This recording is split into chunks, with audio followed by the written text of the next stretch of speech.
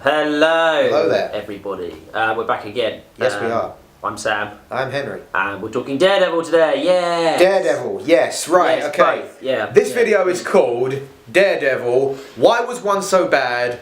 Why Was One So Good? Because I don't think I don't think there's anyone out there who can deny Daredevil 2003 was awful. Oh my god, yeah. I mean, just awful. Just I mentally tried to block it, but we had to bring it back up just so you know. Yeah, Ben Affleck, you might have been good as Batman, but we haven't forgotten. We have not forgotten about that just yet. It's a great shame. And then, 12 years later, they come up with Daredevil, the TV series, and it was amazing. It gave CPR to something and just saved it. It was outstanding, which clearly proves that Fox, or I'm not sure, I think it's Fox who used to own Daredevil. They need to give everything to Marvel now. Stop holding this stuff back. Give it to Marvel, because clearly there are some things they can do right. Daredevil 2015 was outstanding. Dare I say it might be the best thing. Star Wars. Because I mean, the Fox it really solves it. Anyway, we're not talking about Daredevil. Okay, so should we talk about how bad 2003 Right, I think we're going to have to start with 2003, of course it was the one that came first. So, 2003, Daredevil, I mean, it's pretty loyal to the story. I mean, it's a bit ridiculous how a little kid ends up in a chemical plant, but whatever. That's... At least in the... But we're comparing already, right? So, yeah, everyone knows the story. Spoiler alert if you don't know the story, but this is the story of Daredevil. He's a child who, I think it's acid, it's spilled from a barrel, it goes into his eyes and he loses his sight, he becomes totally blind. But however, his other four senses becomes hyper advanced to the point where they're superpowered, that he now senses everything else around him, a superhuman ability. In this one, it's too far. Yeah, and what they've done is they've overdone the powers, isn't it? Like, he can sense stuff before it happens, and that's just what Spider-Man can do, not what... Exactly, and the other thing is is that, you see him, that he's blind, but he can kind of see. So you're like, well, you're not blind then, are you? It doesn't work like that. You either can see or you can't see. You're just impaired. Exactly, and Ben Affleck's Daredevil can kind of see in some way. So that was always a bit of a problem for me. But the story is just, I mean, dare I say it might be the worst of those. Because if you ask me, that early 2000 was a dark time for superhero films. Absolutely. I mean, you had, I'm not saying... Yeah, Catwoman. Spider-Man was alright. I mean, Spider-Man 2 was good. I didn't mind Spider-Man 2. Oh, yeah, Spider-Man 3 was awful. And then you've got, like, Electro, who we're going to talk about, of course, and Ghost Rider, who was awful, and Daredevil was awful. Nicolas Cage, though. No.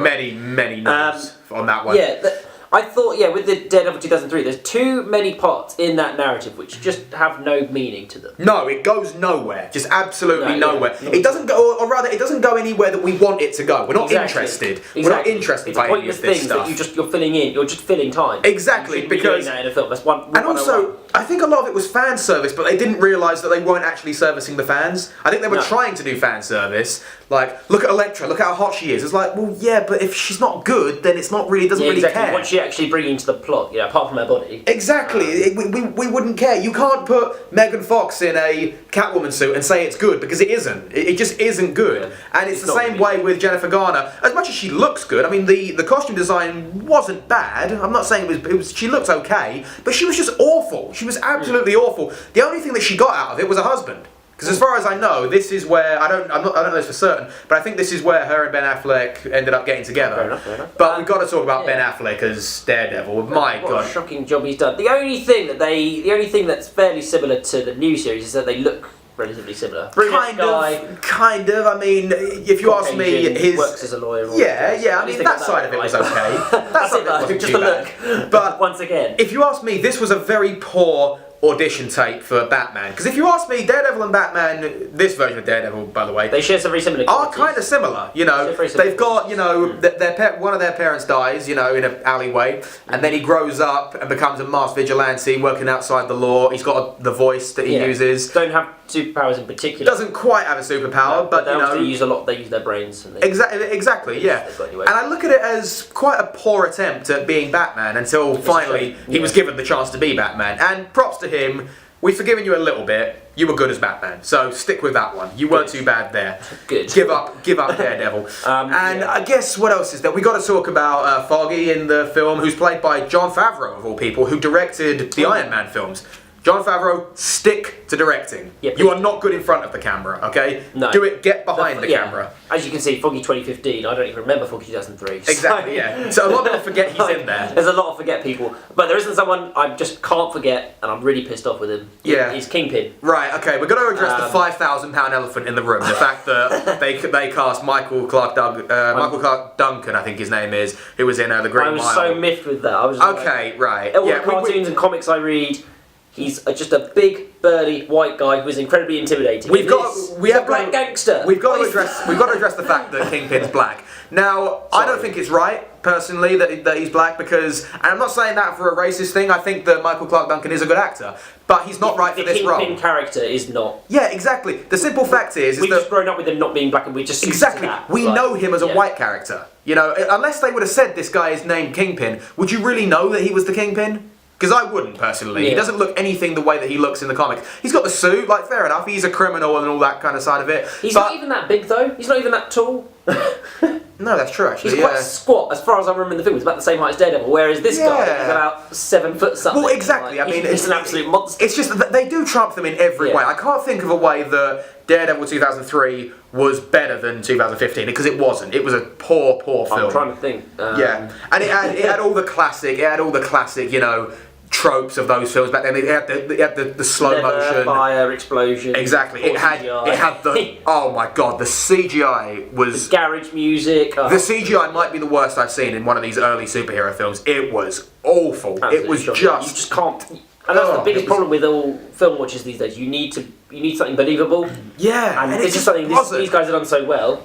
You know, it's practical. Yeah, it's all practical. Exactly, yeah. And that was the good side of it, is that most of this stuff is real. But before we leave 2003 Daredevil, I think there is just one more thing we got to talk about, which is Joe Pantoliano. What was up with this guy? He was in everything. He was in every film. Comes out of nowhere. From about like the late 90s to about 2005. He was in everything. Bad Boys 2, Daredevil, the Matrix, Memento. He was in everything. And I'm not saying it's bad, because I like him in like The Sopranos. He was good as Ralph in that. But stop trying to make this guy happen. Give him roles that, you know, are actually good for him. Yeah. Not some journalist who no one cares Matrix. Anyway. Oh, and also, talking of the Matrix, how much Matrix was there in this with the slow-mo, the scene with Kane, where he's giving it all that? It's just like, stop trying to remake the Matrix, alright? You're not going to do it. Be your own film. Exactly. Do. So yeah, Daredevil 2003, right. No good. It just wasn't good. Let's jump forwards 12 years and sort ourselves out right now. 12 years later, someone decided, right, we're going to do that again, but we're going to do it properly this time. And thank God that they did, because let's be fair here, it is outstanding. Focus the budget, focus the narrative, focus the characters, and just give us just so much more clarity. And it is better in every way. It is just so much better. They cast if you ask me, relatively unknown British actor, Charlie Cox, to play Daredevil. I've seen him in one thing, which was The Theory of Everything. And trust me, in that film, you would not look at him and think he's a superhero.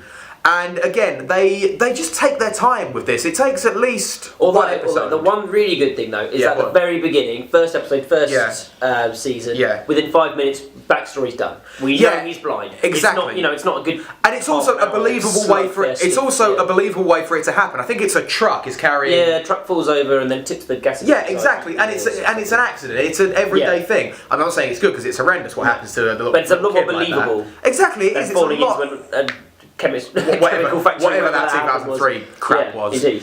But yeah, it's. Carry on. Okay. Anyway. Yeah, it is just a lot more believable, and it also takes a bit of time to establish his father, who we find out is he a boxer? I think it is in the season. Yes. Yeah, and that shows, you know, he's got a bit of a fight in him. There's that side to it, and it's also, you know, you feel more for him when I think is it like loan sharks or enforcers or something who kill him because he refuses to work with them in the boxing. Yeah. It's something along those lines. I don't quite remember, but it's something like that. Yeah, exactly. Yeah. And it's a lot more believable. Yeah, if you're going to go down wow, can you imagine a superhero film like Pulp Fiction? That'd be amazing. Anyway. We're getting ahead of ourselves. We'll write that. But yeah, and of course, the other thing which is established very fast in the first few episodes is the side characters. You've got Foggy is introduced very quickly, played by, I think his name is Eldon Henson. Yeah. Very, very good character. I really like this guy. Yeah, I love because he's featured a lot more in... offers a brilliant subtle comic relief. Yeah, but that's exactly what it is. He's actually funny. Yeah. He's genuinely funny. Not like most Marvel films, which, if you ask me, the humour is terrible. And then just injected in a very forceful way. Exactly, but this guy does have great comic timing. He works well off of the actors, what's his name, Charlie Cox and Deborah Ann Woll, who plays Karen. Now, Karen is outstanding. Absolutely fantastic. She was a great... Did she win any awards? I don't believe so, but she deserves one. I know, yeah, absolutely. That performance as Karen was brilliant. She does start off as a bit of a damsel in distress, but she moves on. Spoiler alert, she kills one of, the Kingpin's top guys. I forget what his name is, but it's just an outstanding scene when they're sitting across from each other and she shoots him. It's just amazing to watch. And also, the change in this character. She goes from, as we said, a damsel in distress to really being able to look after herself. I really like that. It's outstanding to watch. Yeah, Deborah Ann Woll, she was in True Blood. I loved her in that. I love her in Daredevil. Yeah. She is amazing to watch in Daredevil. If there's one thing that this has done that's even better than the other two series, Jessica Jones and Luke Cage, it's the word intensity. Every single scene where they want to bring that in. So the action scenes where you've got that episode 2 where he's fighting through the corridors all in one take. It's just so intense. And I like that that's becoming a thing now because they used it in True Detective where it's a continuous long take, and the fight scene in this, it was like something out of Old Boy. It was outstanding to watch, and it must have been at least 3 or 4 minutes. That fight. Season 2 is the same thing. And what's clever about it is, what's clever about it, of course, is he's wearing the mask, so it doesn't have to be Charlie Cox in there. It can be a stuntman doing that work. Brilliant. The fight sequence there is one of the best. Fantastic cinematography. It's exactly that. Exactly it's not that. just the intensity of that, it's also the intensity of the drama involved in the film. So, for example, whenever Foggy and Karen. Yeah, they have a breakup or something like that. They have an argument. There's some. It's fantastic drama going on. Anyway, it really is because again, it's believable. Because of course, Karen and Foggy are human beings. They don't have superpowers. Yeah. As much as Daredevil kind of has a superpower, they are regular people who have to deal with regular things, and I like that side. I think that's something they brought. Yeah, they brought us down to earth. Yeah, humanity. Exactly. With the big Marvel characters, Iron Man and Captain America, they're very hyperbole of themselves. Exactly. Whereas these guys are struggling, and a lot of people can relate to that right now. Another thing I really like about it is it's a lot more personal, this story, because they're not trying to save the world, they're trying to save Hell's Kitchen in New very York. small area. Yeah. Exactly that, yeah. And that's exactly going back to it. It's just personal. It feels a lot more, in touch with these characters. And I just love that about it. At certain times it can run away from itself from the other series because it's such a small area and you've got 3 series of different characters running around and there's a lot of things exploding. I personally would have moved out of Hell Kitchen by now, but everyone else is pretty much like another day, another explosion. And the other thing is as well is that Jessica Jones and Luke Cage, as far as I'm aware, is also set in Hell's Kitchen. Does everyone live there now? Is that the only place in New York which is now safe? Well, apparently, yeah. Oh yeah, he's coming. Lawrence Tyrell. Looking forward to that. Yeah, that would be good. I guess the last character we really need to talk about is Kingpin. How great was he? Absolutely fantastic. I'd love its own series. I'd just have a sit. I'd happily see that. Out of all the Netflix villains that have happened so far, he's such a standout. Come on, you say Netflix villains. I'm going to say just villains in general. He plays one of the best. A beautiful, innocent role, but then he knows what he's doing, which is. But that's it. That's exactly it. Yeah. You see him at the beginning, and you think, "Hang on, is this guy really that bad?" He's just a big baby. I mean, he's he's bald, but but he is a corrupt politician. That kind of side to it. But he has got humanity. He has got a love interest in this, who he cares about as well. It's not like he doesn't care about this one. He really does care about her. You're seeing the origin of a villain here, and then of course you do see him go really bad at the end. But all through it, you really do think, hang on a minute, is he really that bad? I mean, really that evil? What I love was just being able to pity him. Yeah. I don't pity many bad guys, No, you don't. But this guy. Exactly, yeah. And it's just a great performance from Vincent, I forget his last name, or Honorfant or something, I can't say his last name. He is, you might not realise this. Have you seen Men in Black? I have. He's the bad guy in that. Did you realise?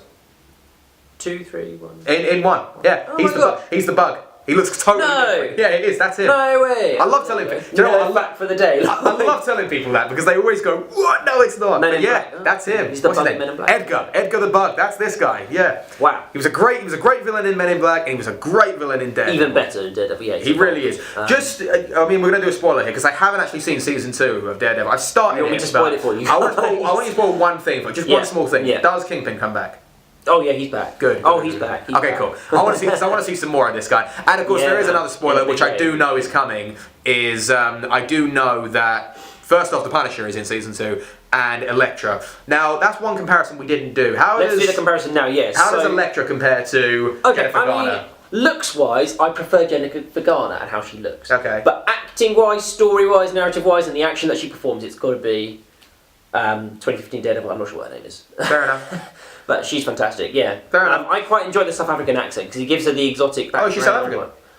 I think so. Oh, wow, okay. I don't know, she might be French. Okay, fair enough. Is she French? She's got an accent, and that just gives her in the 2015 one just a really nice exotic feel. It makes her even more sort of sexy in a way. Awesome. Nice one. Well, I'm looking forward to it because if season 2 is anywhere near as good as season 1, it's going to be good.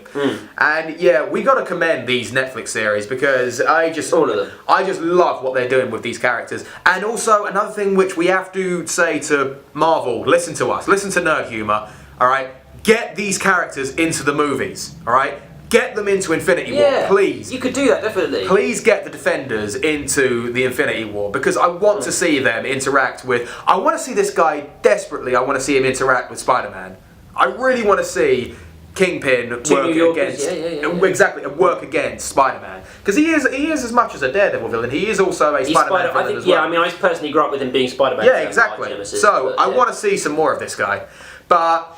Exactly. I mean, I don't think there's really much of a comparison. Well, I think, we all know that 2015 was by a country mile better than 2003.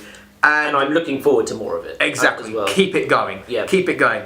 Ben Affleck, we've forgiven you to a degree. I mean, you've still got a little bit to go because Batman vs Superman was okay. But we've forgiven you for Daredevil to a point. Okay? So, on that respect... Well done to 2015. Well done to Marvel Cinematic Universe for saving this character. Cool. Right. That'll do it for this episode. Yeah. We'll see you guys soon. Like, comment, subscribe, share. Bye. Peace out.